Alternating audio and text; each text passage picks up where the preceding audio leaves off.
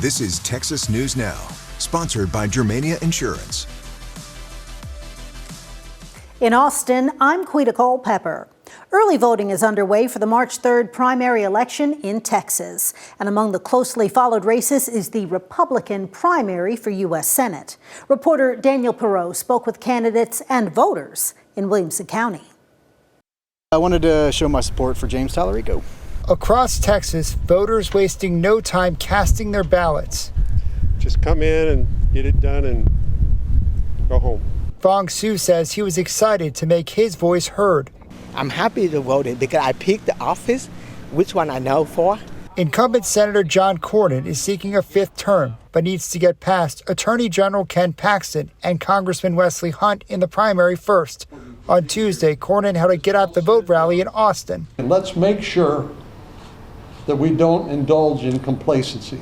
Cornyn was joined by former Governor Rick Perry. Why in the world would any thinking Texan, any Republican in particular, want to say we need to trade out senators? Cornyn taking direct aim at Paxton, who he's neck and neck with in the polls, bringing up the AG's previous scandals and saying nominating Paxton would spell trouble for Republicans. Ken Paxton will be a dead weight around Republicans come November if he's the nominee. Cornyn says he believes he and Paxton will end up facing off in a runoff election. We're doing things that have never been done before to try to encourage people to turn out to vote. Some Republicans are pushing President Trump to endorse someone in this primary. Last night, he told reporters he's not made a decision, but said he likes all three candidates. Those are the toughest races. They've all supported me. They're all good, and you're supposed to pick one, so we'll see what happens. Cornyn says he'd be proud to have Trump's endorsement, and the president knows he can trust him to get his agenda done. But it's going to be up to him to make that call. I think he kind of likes a good fight, and he's going to see one right here in Texas. In Williamson County, during early voting, you can go to any polling location within the county and cast your ballot. But remember, on Election Day, voters must cast their ballots at their assigned precinct polling location. The parties will have separate voting locations. On the Democratic side of the race for U.S. Senate, State Representative James Tallarico and his parents cast their primary ballots at a polling site in Austin. He says his campaign has recruited thousands of volunteers and is focusing on grassroots fundraising. This is truly a people-powered movement to take on this broken, corrupt political system. This is a campaign of, by, and for the people. And so it was a real honor to vote today. I look forward to winning this primary, winning this general election, and delivering for working people in our state in the United States Senate. In Dallas, Jasmine Crockett is urging voters to turn out in the U.S. Senate race. She cast her ballot at a neighborhood library and called herself a fighter who will stand up to the Trump administration. Listen, I know I'm a threat.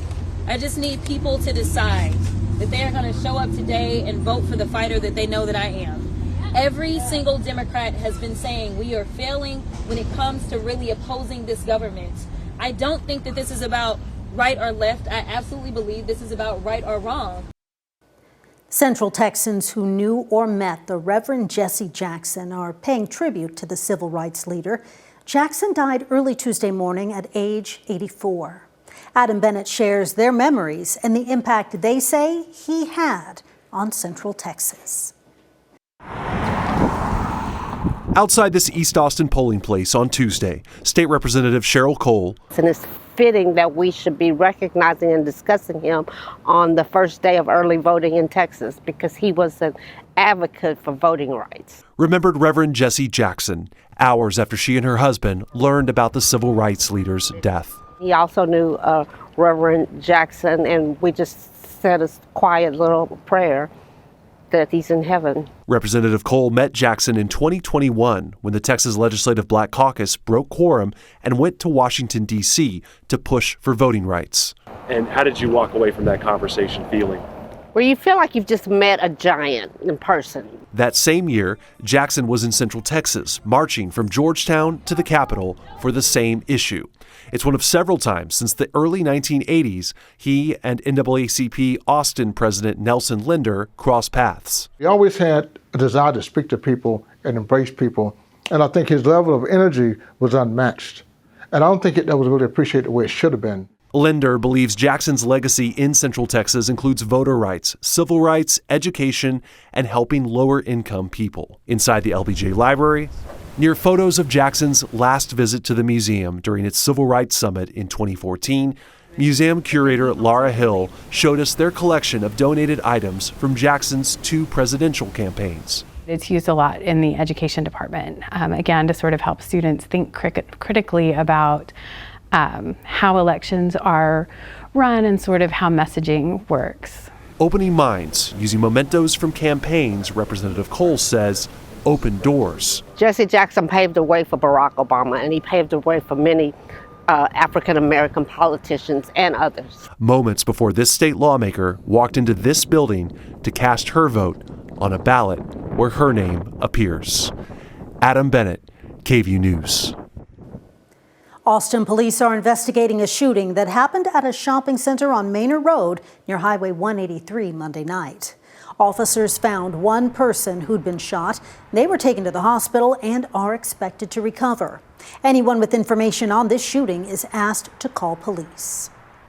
And APD has released the names of 2 people who died at a South Austin home. A caller told police that 39-year-old Megan Montgomery had not shown up for work. So officers did a welfare check on Wind Rift Way on Saturday. That's off West William Cannon Drive. Inside, they found the bodies of Montgomery and 47-year-old Samuel Rios. Police think Rios stabbed Montgomery to death before taking his own life. A new 4,000-seat music venue on East Riverside Drive is on track to be finished next fall. The 65,000-square-foot facility will be the first phase of River Park. It will have housing, retail, a hotel, and more than 30 acres of parkland that will connect to the Lady Bird Lake Trail and Guerrero Metro Park. It will also be near the future Cap Metro Grove Transit Station. A nearby multifamily project will bring 677 units, with half of them set aside as income-restricted housing. Austin's airport is in the middle of a $5 billion expansion that will add 32 new gates. Officials say the growth will let them pursue more nonstop international flights. Airport leaders listed priority designations at a recent advisory commission hearing. Those locations include Reykjavik, Iceland, Dublin, Ireland, Paris, Istanbul, Dubai, Tokyo, Seoul, Bogota, Colombia, and Lima, Peru. Other desired locations include Guadalajara, Mexico, Montego Bay, Jamaica, and San Jose, Costa Rica. Airport leaders say they're working with airlines to boost existing routes, use larger aircraft, and showcase Austin's strong passenger demand. And those are the headlines in Austin. I'm Quita Culpepper. I'm Cynthia Izaguirre in Dallas with a look at your headlines in North Texas. We start with new reaction to the death of a civil rights leader. The Reverend Jesse Jackson is being remembered as a trailblazer who changed American politics. As tributes pour in from around the nation, Scoop Jefferson shows us the impact Jackson had here in North Texas. But our nation is rainbow, red, yellow, brown, black, and white. He really does inspire me. The reason Chris House Sr. is big on community service, the late Reverend Jesse Jackson Sr. I immediately, reflected back to the time that I had the opportunity to meet him over at Paul Quinn College. Eventually sitting at the same table with Jackson. Today, Hal runs his own foundation, helping others across DFW. You have that sphere of influence. And I admire Reverend Jackson for being able to try and use his voice. Civil rights icon Reverend Jesse Jackson, dead at 84, leaving behind a legacy of faith, activism, and hope. Even recently impacting young people like Channing Hill from Euless, visited by Jackson during her Howard University protest sit-in about campus conditions. I remember feeling like I wasn't alone, like there were giants who were willing to fight for me as well. And I was in this group called the Progressive Black Student Organization. There I am Fort Worth community leader Reverend Kiev Tatum met Jackson as a young person too, most recently getting life-changing advice from the Reverend before his missionary trip to console families after the shooting tragedy in Uvalde. He said, Tatum, he said, don't be political, be spiritual. Now, as the country says farewell to Reverend Jackson, he showed up over decades, decade after decade. He continued to show up. His mantras, I am somebody, and keep hope alive, live on. Keep hope alive, and that hope, it only stays alive through us. Even in those moments when you don't feel like you're someone, you are someone. Red or yellow, black and white, everybody's somebody, you know. And that was just a powerful message. In Fort Worth, I'm Scoop Jefferson. A woman killed inside her own apartment, and now her boyfriend is in police custody. Her family just told Brittany Costello about the signs they noticed and their fight to raise the couple's child. Talia Sanchez was 26 years old. Very full of life, happy and joyful. And entering a new chapter of life. It changed her completely. It was no longer about herself anymore. Everything revolved around her 7-month-old son, Levi. She adored him and he adored her. Sanchez's aunt, Teresa Levitt, says they hadn't heard from them in several days when Talia's mother called police to her Fort Worth apartment last Wednesday. Police say they found Sanchez dead inside. Then it turned into, where's Levi? Where did the baby go? Attention turned to Levi's father, Elijah Jacobo, who lived with them. Levitt says they discovered Jacobo had taken the baby to family in New Mexico where he left him.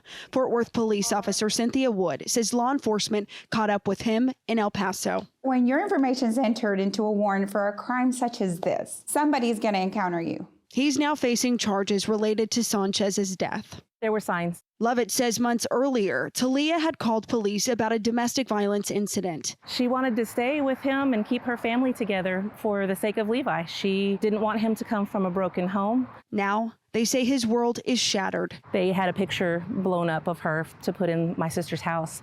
And when Levi saw it, he lunged forward to grab that picture. They know the road ahead is a long one. Just knowing that he was there in the room when his mom died, like what kind of horrible thinking is that? They are asking for donations to cover everything from funeral expenses to legal fees as the family now pursues custody of Levi. It's a completely different thing to know a mother and a mother's love, and he'll not have that. They have just one message. If somebody's hurting you, they're not going to change. Don't believe the lie and leave. You need to leave. In Fort Worth, I'm Brittany Costello.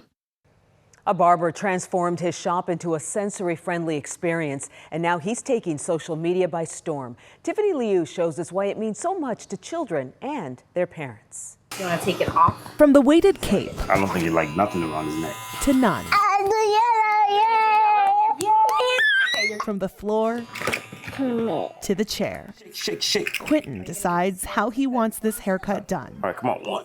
And Henry Amolaja makes it happen. We found him on social media. Most people know Henry as the sensory-friendly barber behind the weighted cape. That's essentially how it all started. He invented a barber's cape with weights around the collar, a comfort for many clients he realized fills a greater need for those with neurodivergence. I took my first sensory haircut December 2024. And things just kind of skyrocketed from there. Through social media, Henry makes social impact, sharing his sensory-friendly haircuts with the world. Quentin and his parents met Henry last summer. His odds were against him. Born prematurely. Hydrocephalus ex vacuo is what he's been diagnosed with. And he actually has only, I would say about 20% of his brain on the left side. Quentin survived a stroke in the womb, a brain bleed, and a seizure at birth. That's what you hope for. That's what you want, is someone to understand your kid just a little bit more. And Henry gives him that chance to do so. With patience and love for their 3-year-old son, it quickly made Henry and his assistant Acacia family. Thank you. You're welcome. Henry's work is a calling, so much that he's expanding from this 100-square-foot room in Deep Ellum to a 900-square-foot sensory dream in Richardson. Wherever he goes, we're leaving, we're going with him. Henry is calling it Trimmy's, and in a few weeks, once he and Acacia unpack, the clients will step into Trimmy's world. From the lobby and waiting room to the sights of Jumanji and Apollo. A lot of these kids' toys and fidgets, they ain't cheap. All the sensory-friendly toys given are proof of his impact. People donate a lot of the toys that are used in here. Beyond the toys, $140,000 was also donated to support Henry's mission, which was able to cover every sensory haircut session we're gonna do for 2026, as well as help us expand into our new space. He hopes more stylists and barbers will join him. There's thousands and thousands of families who struggle with haircuts. Quentin, with a fresh fade, You wanna pop some bubbles? is one of many who make this journey worth it. It's amazing what a haircut does. I'm Tiffany Lee. All right, come on, pop the bubbles. As we get closer to spring and summer, there's a new spot to grab a sweet treat to cool down. Sean Giggy went to check out the chain that just opened its first store in the U.S. right here in North Texas. On a scale of 1 to 10, ice cream is always a 10. But not here, because this place is on a scale of its own. It's called Kelvin Scale. We offer the best ice cream, the freshest ice cream. Kelvin Scale started in India, where it's incredibly popular. So popular, Sandeep Bandi wanted to bring it to the States and opened the very first American location in Frisco. I think that's where we found that there is a gap. What sets Kelvin Scale apart? First, everything is made from scratch, whether it's fresh milk or fresh fruit. And that milk is A2 milk, which some people say is easier to digest. Lastly, a lot of places add air to ice cream to make it lighter and cheaper. Kelvin Scale doesn't, meaning you get more ice cream and less air in every bite. It's a lot more creamier, it's a lot more fulfilling. There's a rotation of 70 unique flavors like banana Biscoff, custard apple, or popcorn, with new flavors added regularly. Sandeep says small but important details make Kelvin Scale the cream of the crop. Everyone should try our ice cream and they will feel the difference. Kelvin Scale is what scientists use to measure temperature. And as a wannabe scientist myself, I'm happy to conduct this meaningful research. Looks delicious. And those are your headlines from North Texas.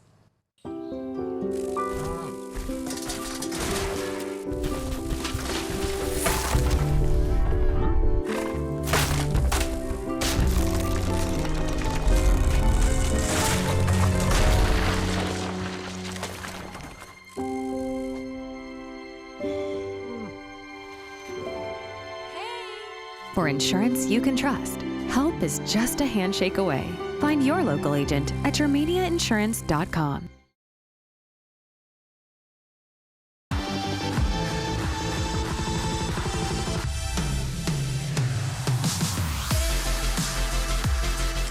Okay, Texas, the name of the game is breezy and dry for the next several days, and warm. South Texas, Wednesday, 84 Cotulla. Zapata 88, Falfurrias 89. Would not surprise me if several spots touched 90 on Wednesday. Southeast Texas not quite as warm, more humid. South wind brings in clouds off the Gulf. Partly cloudy. Houston 80, Killeen 81, San Antonio 82.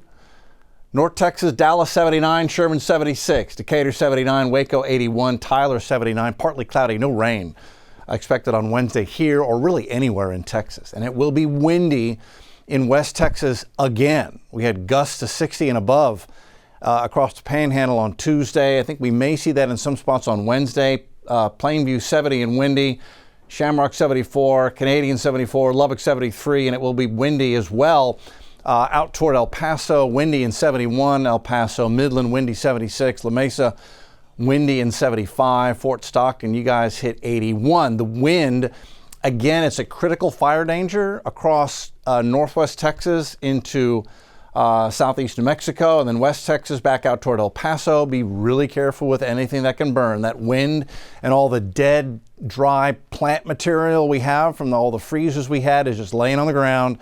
And the fire got away from us a couple times in some wildfires, grass fires yesterday, and we could do that again on Wednesday. As far as rain chances, no, it is not going to rain anywhere in Texas on Wednesday.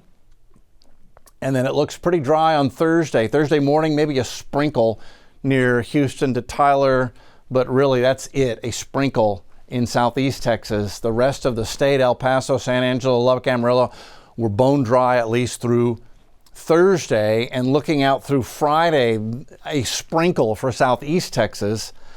The rest of the state stays dry, so be very careful with anything that can burn Texas. Temps Warming up, springtime, 3 o'clock Wednesday afternoon, San Antonio 84, San Angelo 79, Abilene 78, Austin 84. Big warm up here and across the south central United States. Drought conditions, they're at their worst. West of Houston to San Antonio, south end of the valley where you're at extreme drought. Also out here near Presidio, extreme to exceptional drought. Not as bad north central Texas and the hill country, and then you get into severe drought out in northwest Texas, Abilene to Lubbock. So, you know, here it's drought. It could be worse, but the wind is what makes the fire danger so high up there today. And as far as looking for rain, very wet off the west coast. The Mountain West is going to get a lot of snow over the next several days and over the next week. But looking further out, the 23rd to the 27th, we continue with a very dry weather pattern for the state of Texas. All right, Texas, that's where we stand.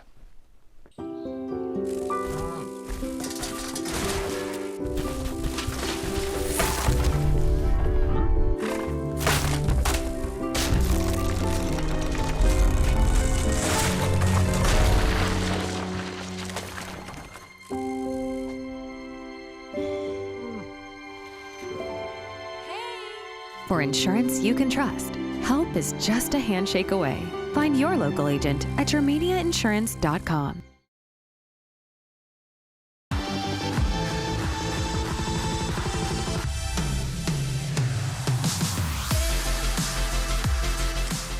Here's a look at today's headlines all across Houston. I'm Len Cannon. We're learning new details about shocking allegations against a man accused of breaking into a woman's apartment. Investigators say he made disturbing threats against the woman, saying he was going to kill and eat her. Matt Doherty, more on the case. This is 37-year-old Ricky Olvera. He's charged with burglary of a habitation. Yesterday, prosecutors say he broke into a woman's apartment off of Tidwell Road. Court documents don't share what he allegedly tried to steal, but they do reveal frightening details. Olvera allegedly told the woman he was going to murder her, then have her for dinner. That the defendant entered the complaining witness's residence without consent, then threatened to kill, cook, and eat the complaining witness. After that, prosecutors say Olvera damaged the woman's television and her car, causing $1,300 in damage. The defense attorney said Olvera is from Houston and is an unemployed construction worker with 6 children. Despite a lengthy criminal past and a missed court appearance in the last 2 years, Olvera was granted bond. Prosecutors argued against it. That setting bond at this level is inappropriate. But the judge disagreed, setting Olvera's bond at $65,000. That was Matt Doherty reporting. Now, if Olvera makes bail, he cannot go anywhere near the woman or contact her, and he's not allowed to have a gun either. Houston police looking for a person who fired several shots into a Southeast Houston home on McHenry Street early Monday morning. A woman who was inside sleeping was hit. Anieli Ruiz with the latest. Tonight, a neighbor's camera caught the sound of bullets being shot into this home in Southeast Houston on McHenry Street. The noise so loud it woke up neighbors on this street. I just heard gunfire, that was it, and I jumped up. Police say the bullets were possibly targeted at this home. Possibly a suspect vehicle came down the street here. Seemed like a circle back. Inside the house was a family. The woman who was shot, a mother, possibly sleeping in her bedroom when she was injured. Very dangerous, obviously. You know, bullets go inside windows and into the wall, and you don't know where they go. So, unfortunately, it's a very dangerous situation. When we asked neighbors if it was common to hear gunshots, No, not really, no. But I mean, it's pretty relatively quiet. police right now believe they're looking for one suspect. We saw somebody on foot, so we're trying to identify, did he come out of that vehicle or not? And we're trying to identify that as we go today. So we're going to review the videos that we have, interview the witnesses that we have, and see if we can piece that together. Anieli Ruiz reporting. Lots of parents relieved after a lockdown was lifted at Dobie High School in Southeast Houston Tuesday. Pasadena ISD says they got a report of a student with a gun on campus at about 7:30 Tuesday morning. After a 4-hour lockdown and sweep of every classroom, no weapon was found. Troy Kless looks into how the district handled this. There were few ways to describe the mood outside Dobie High School. Panicking, anxiety, scared. After several parents got text messages Tuesday morning from their kids that the school was on lockdown. The report was saying that there was a gun on campus. They haven't said anything. All they're asking for is patience for them to sweep every classroom to make sure that there's no weapon. Pasadena ISD police and several local police agencies responded to campus as parents crowded outside the front door, waiting to learn what was going on from the school district. They say a student saw another student with a weapon. So once we got the report from the student, we got the description of the potential suspect. Police and the campus administrators reviewed the security footage, located the student, immediately performed a search of that student, found nothing. Officers then did a classroom by classroom sweep of the entire building. No weapons were found. No weapons were ever discharged or shown. The district sharing the timeline of when parents were notified of the lockdown. I would say the first communication to parents probably went out 30-ish minutes after that. The district says they understand the frustration and parents wanting more information, but they say all students and staff were safe, parents still feeling anxiety.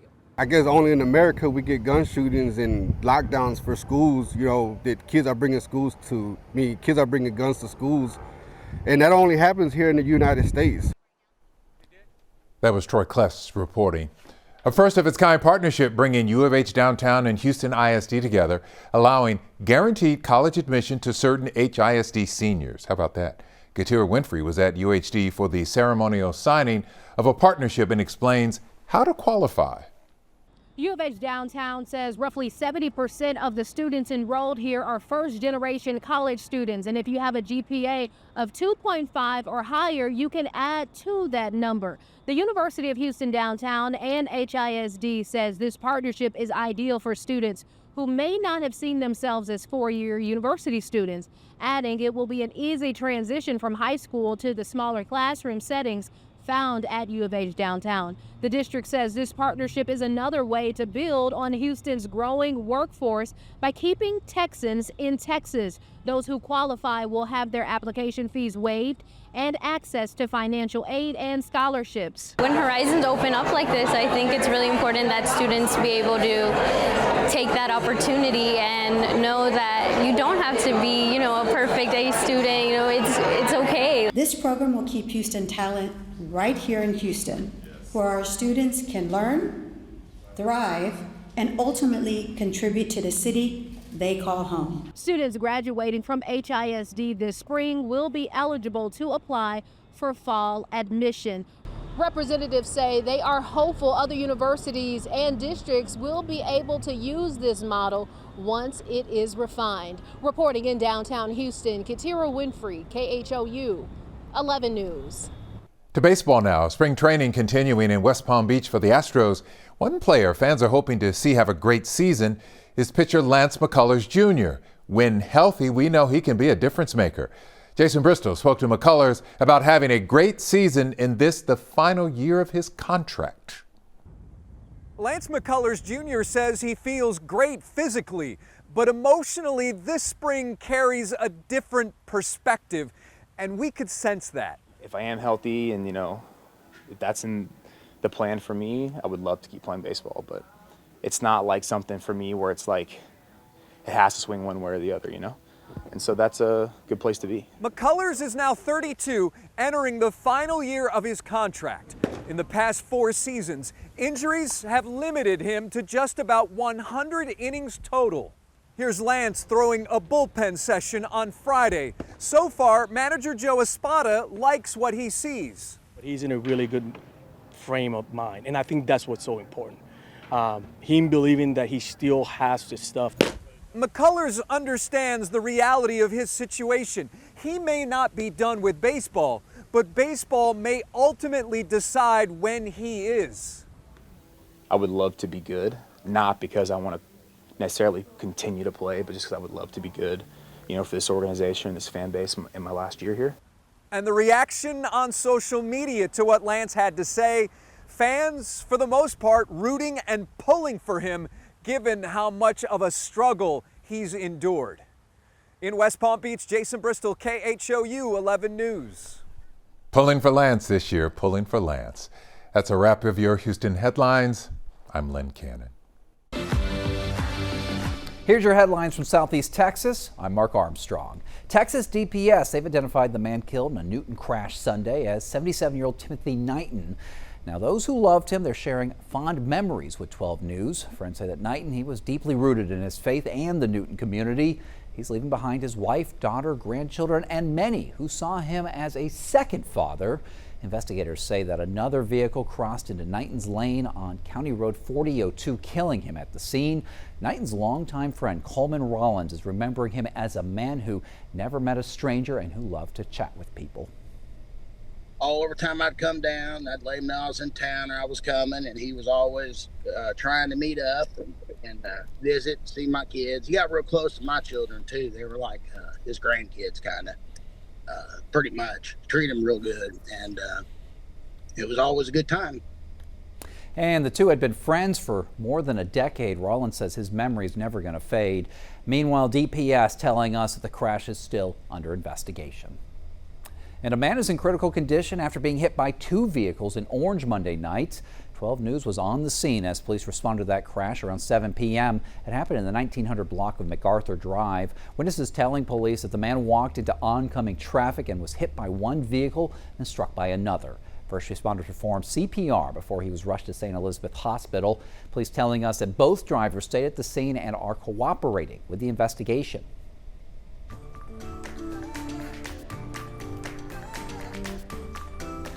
And now to a Power City update. 12 News spoke with the attorney representing a worker who was injured in a refinery explosion last week. That blast happened February 9th at Valero's Ardmore refinery in Oklahoma. Attorney Ryan Zeal says that his client was working nearby when a fire broke out in the crude unit. He says that the man rushed in to help and was hurt while attempting to pull Jesse Biscamp of Kirbyville to safety. Sadly, Biscamp later died from his injuries. Zeal says that this tragedy should have never have happened. And I imagine more lawsuits will be on the way in connection with the explosion because, number one, these catastrophes, and that's what we have here, shouldn't happen in the first place. And plants and refineries are highly regulated both by state and federal law. Investigators believe that the explosion may have started when hydrocarbons were released during pressure washing and came into contact with hot equipment. A full inspection is underway to determine what went wrong and whether safety failures played a role. And a Southeast Texas native is bringing a Houston staple to the 409. Entrepreneur Fred Wilson, he's telling 12 News that he's just months away from opening a Frenchie's Chicken in Port Arthur.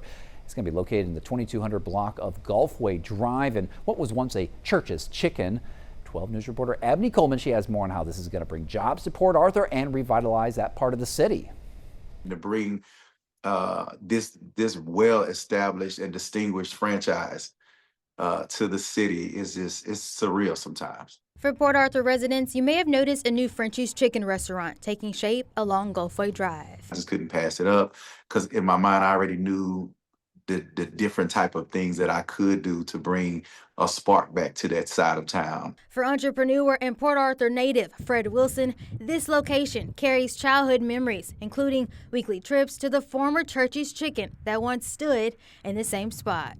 We went to churches almost every Sunday, either after church or late in the evening. The signature Frenchie's Blue, painted on the poles, are a long way away from what used to be a Church's Chicken. Church's was a big hit back then, but here now we have a Frenchie's coming in the same location, reinvigorating, just bringing new life to our city. Port Arthur Mayor Charlotte Moses says the restaurant's arrival is not just nostalgic, it means jobs for people who live nearby. People that are local can say, I can walk from around the corner, I can come from down the street, and this is a job that they can call home. Opportunities Wilson is grateful to offer. I'm looking to employ anywhere between 30 to 40 individuals with 3+ years of experience. But our entry-level positions, they will be open to, the teenagers that's wanting to work. He says Port Arthur will always hold a special place in his heart. There's a lot of, great people come out of Port Arthur. I feel like they forget about they forget about the city sometimes. And I just want to be one of them people to be remembered as someone that never did. And Wilson says they're still working out the date and location, but they are going to have a hiring event sometime next month in Port Arthur. So get excited because Frenchies, it is set to open mid-April. And those were the headlines from Southeast Texas. Hi, I'm Brennan Gurley, and here's what's making headlines across East Texas. With the number of high-profile races on the ballot, Texas election officials are expecting a strong turnout during this March primary election. Here in East Texas, voters in both the Republican and Democratic parties will help decide which candidates move on to the November ballot. CBS 19's Nayeli Carrillo reports. They say early bird gets the worm. In this case, early voters get a head start choosing their nominees during the March primary election. This is your opportunity to get out there and to put people in office that can make a difference. In Smith County, Elections Administrator Michelle Alcon says turnout on day one has been steady. We've seen a good crowd, not overwhelming, but a steady trickle of people coming through. Over the entire county, we've had roughly 350 voters this morning. We hope that that number continues steady throughout the rest of early voting or goes up. We don't want to see it go down. Election officials say early voting offers flexibility that you won't get on Election Day. A lot of people just have this kind of tradition of, I want to vote on Election Day, which is fine. They can have that tradition. But here's what I like to say. What if you had a flat tire? What if something happened, if you had an emergency in your family and you could not vote that day? You're over. It's done. You can't vote anymore.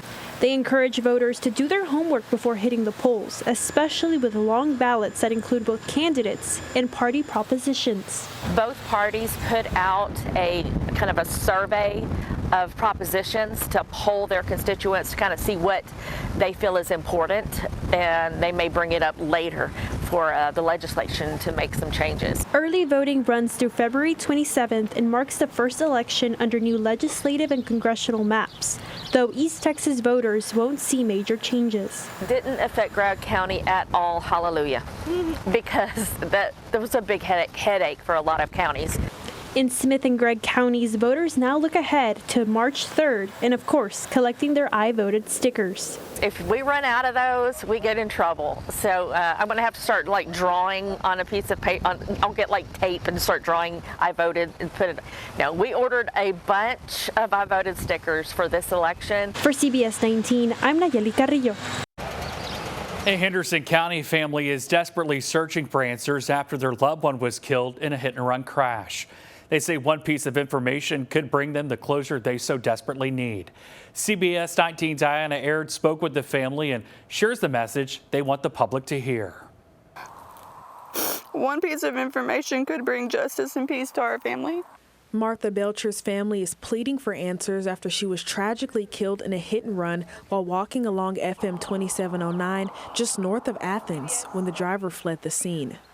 Her husband Johnny says the pain is unbearable and calling on the person responsible to come forward.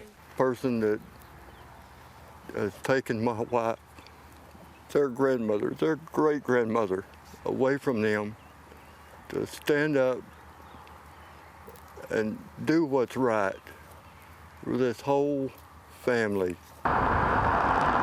Texas DPS says evidence at the scene indicates Martha was struck by what is believed to be a dark gray 2016 to 2018 Chevrolet Silverado traveling west towards Eustis. Investigators say the truck should have damage to the front end and possibly the driver's side. For her husband, each passing day feels like a nightmare. As soon as I found out,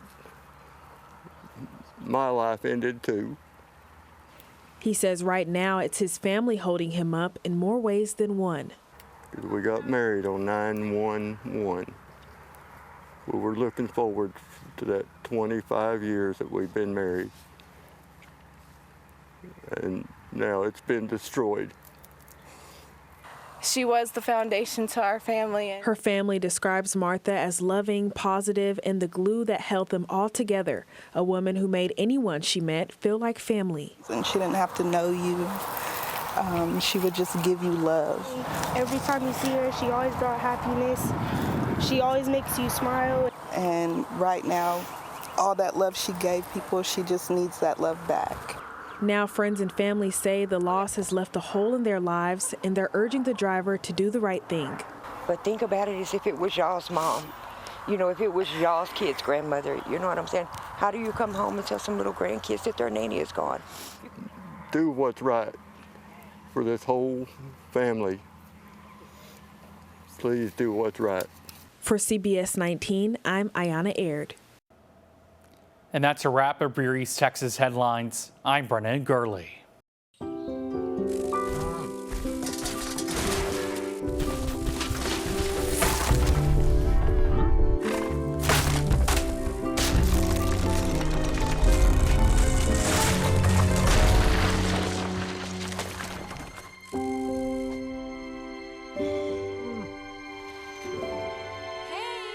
For insurance you can trust, help is just a handshake away. Find your local agent at germaniainsurance.com.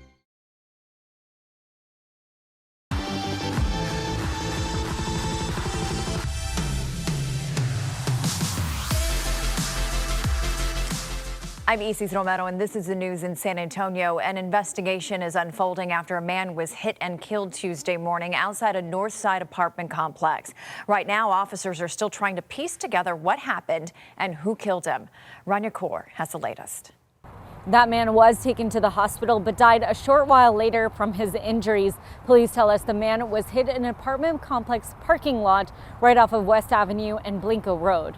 This happened at the Astra Apartments around 1:15 this morning. According to police, a woman at the gas station across the street told them she heard yelling, then a loud thump, and then she saw a white pickup speed off in her rear view mirror. Police say the man who died is in his mid to late 30s, and they don't have any other information on a suspect besides what the witness told them. This is still a developing story. As we learn more information, we'll keep you updated on air and online. Rania Kaur, KENS 5. While one teen continues to recover from a knife attack, another was in juvenile court Tuesday morning, accused of aggravated assault with a deadly weapon. Sue Kalberg was in the courtroom. The teen's mom fought back tears, saying her son's never been in trouble before and he deserves a chance to come home.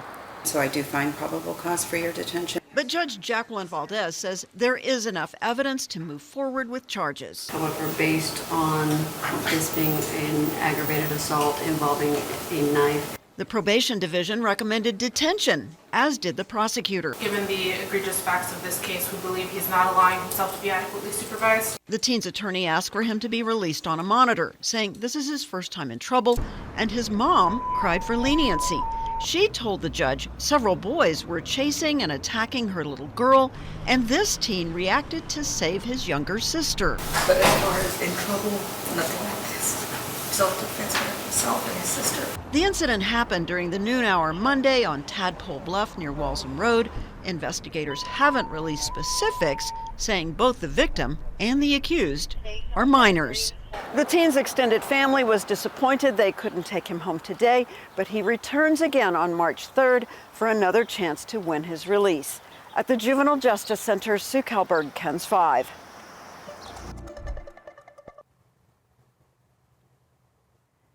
Scary moments caught on tape for an employee of a Southside smoke shop. Police say 3 men robbed the store early Sunday morning while holding the employee at gunpoint.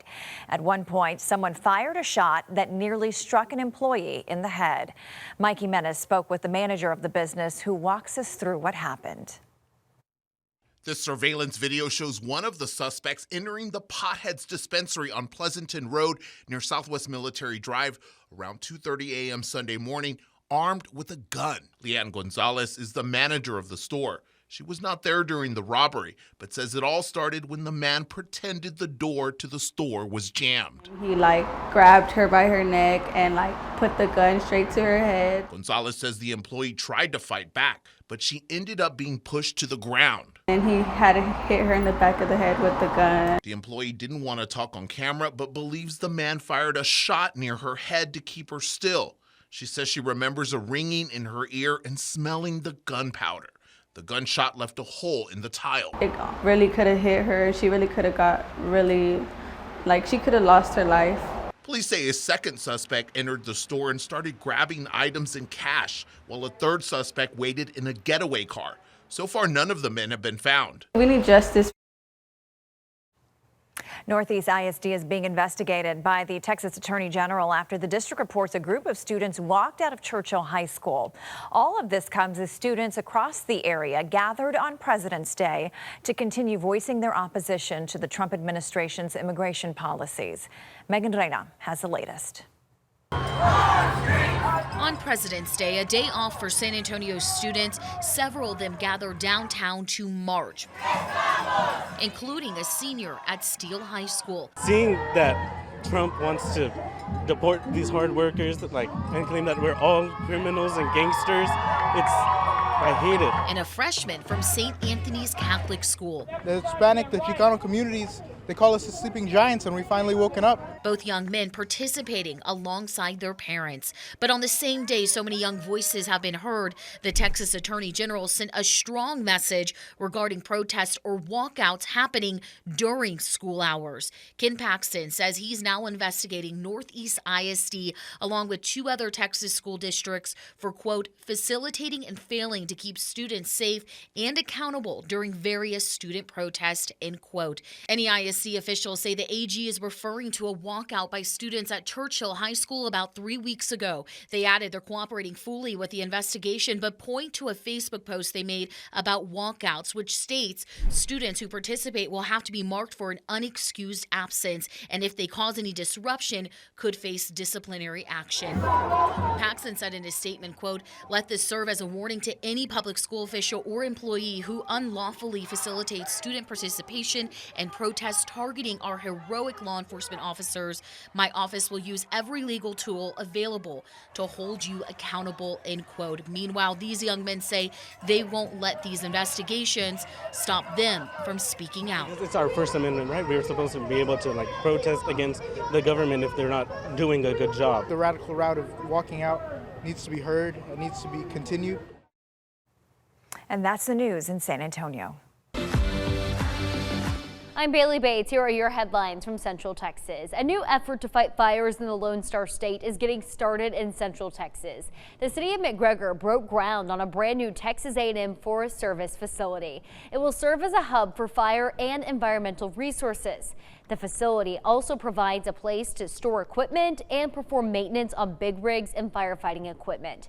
The facility is vital to the state as it will help give better response times to wildfires, a growing need statewide.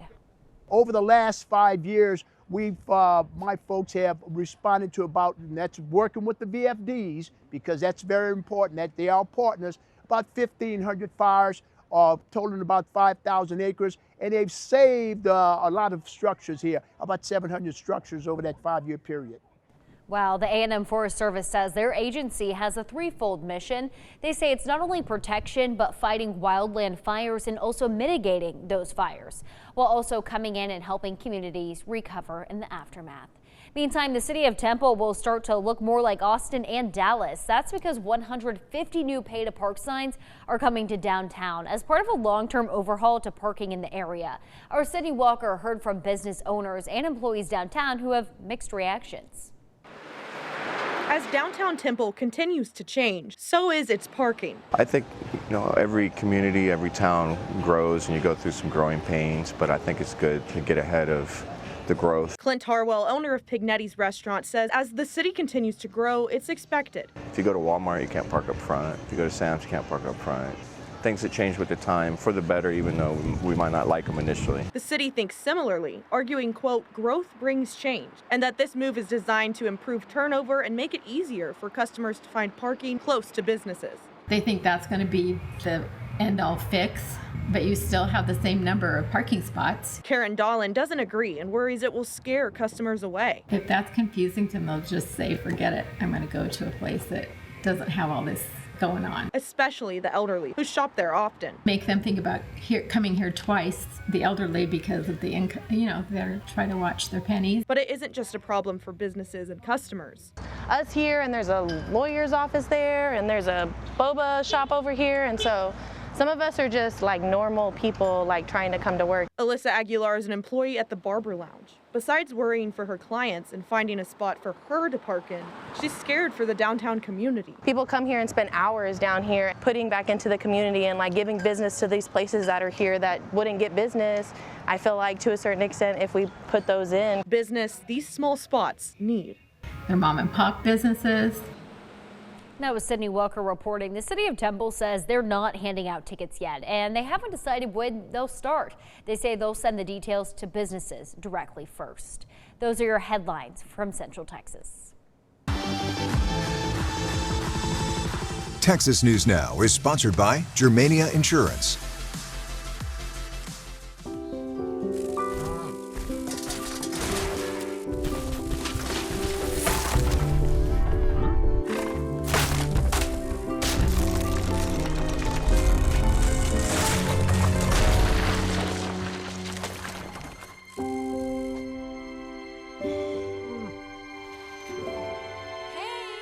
For insurance you can trust, help is just a handshake away. Find your local agent at germaniainsurance.com.